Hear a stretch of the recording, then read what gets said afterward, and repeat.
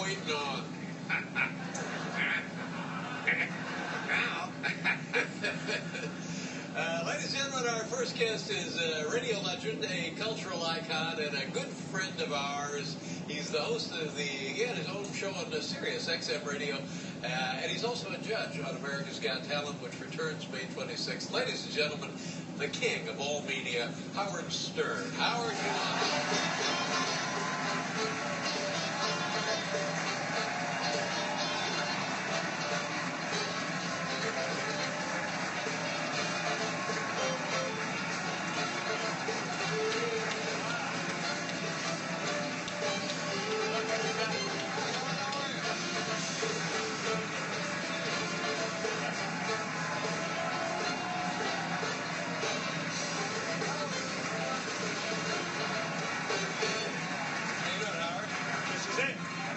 welcome back to the program. This is it. I brought this out. This was... You look great, by the way. Thank you. You look great, too.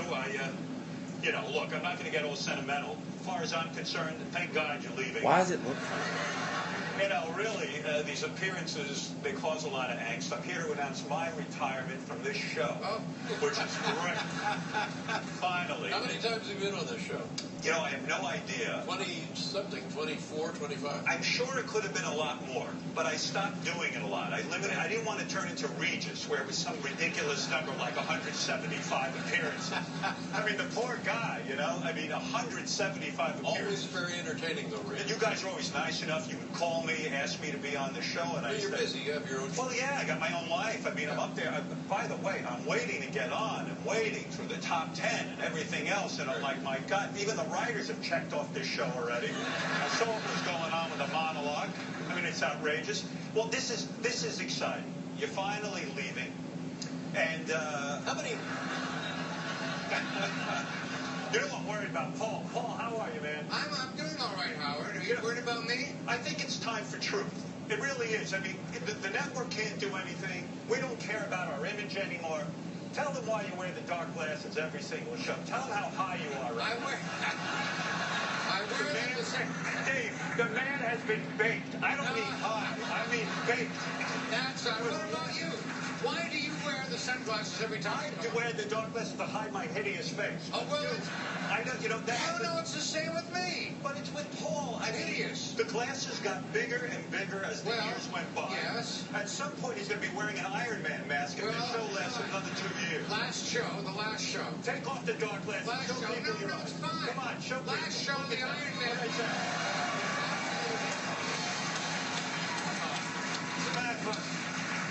And you, my friend, I read this article. That's why I brought it out.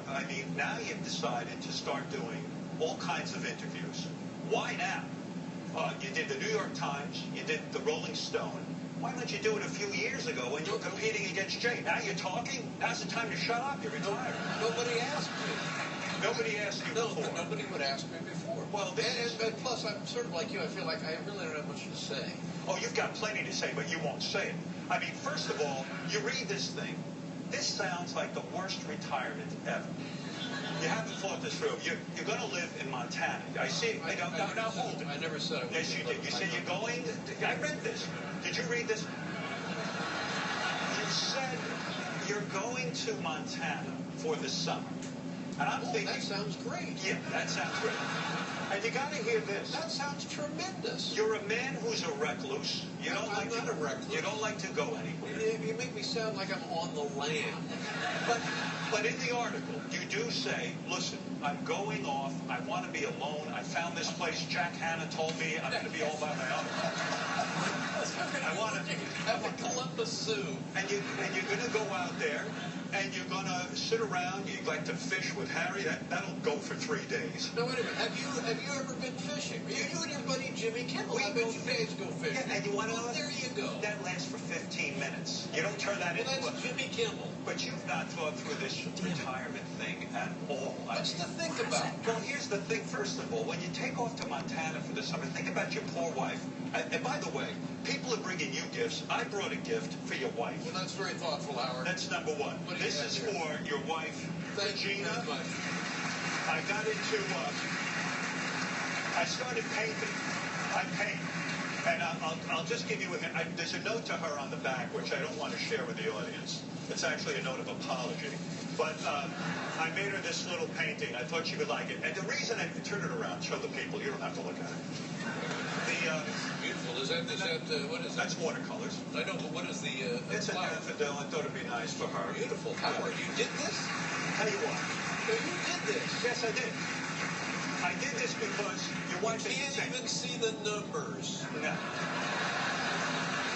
No number the whole show. No, I thought she'd like it. I said to myself, Dave. Beautiful, Howard. Dave, I said to myself. Holy crap. Would you listen to me? No. Am I the only one stunned here that he can do this? I've never given a painting to anybody, really. But for your wife, because I feel so bad for her. Very much. The poor woman's going to go off to Montana with you. And you're going to stand there. First of all, we're not going to Montana. You are. You're going. Secondly, Jack Hanna has nothing to do with this. It said, can I just say something? Jack Hanna has nothing to do with me and Montana. It said in the article, you decided you wanted to find a place to be away from people. And then it says in the article, you go there, and then you get lonely, and you invite people to Montana. But really, the person... Can you guys hear that okay? Right, but because you're so selfish. All right, yes, but hold it. Let me refute some of the inaccuracies. But let me finish. Jack Hanna, a dear friend, has nothing to do with me going to Montana for a weekend, for a month, for the rest of my life. You said to Jack... Enjoy. Hanna, No, I didn't. It was Jack Hanna. You said it in the article. I'm sorry, I did not say to Jack Hanna. You were misquoted in your own article. Perhaps. All right, so forget Jack Hanna. All right, but do you want to know the real story? Yeah. By the way, I am never going to see David Letterman again. You know that. I have tried to get to... I have so many things to say. You and I were supposed to have dinner a few weeks ago. Mr. Steve Martin, the great comedian, put this together. We had it on the books for weeks. That day, Dave cancels the dinner, and he says, oh, I forgot, I'm going to be on vacation. So this is it. I mean, we're never going to see each other. What's that story again?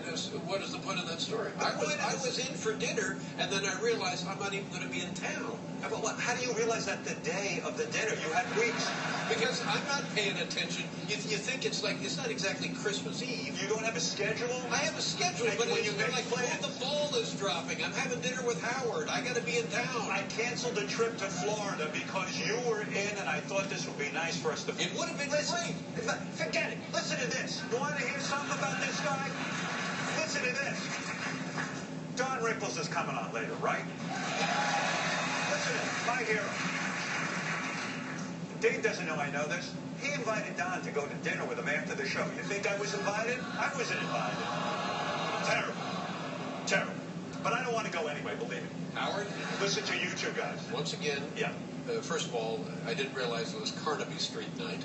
Secondly... What did I do? I dressed up with... Come here. Come here. Wait a minute. Come here. Wait a second. Come here. Come over here. What are we doing, Howard? Come here. Is this goodbye? Is this our final time together? No. Come here. No, what are you going to do? Come on. Come here. Come here.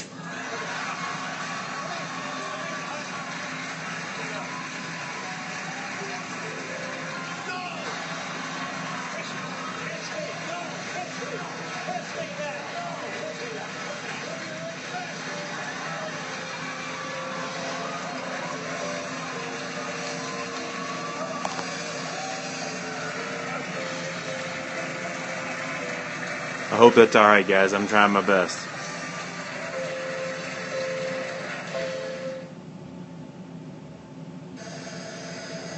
Just stay calm and move as quietly. I'll put it back on after the commercial.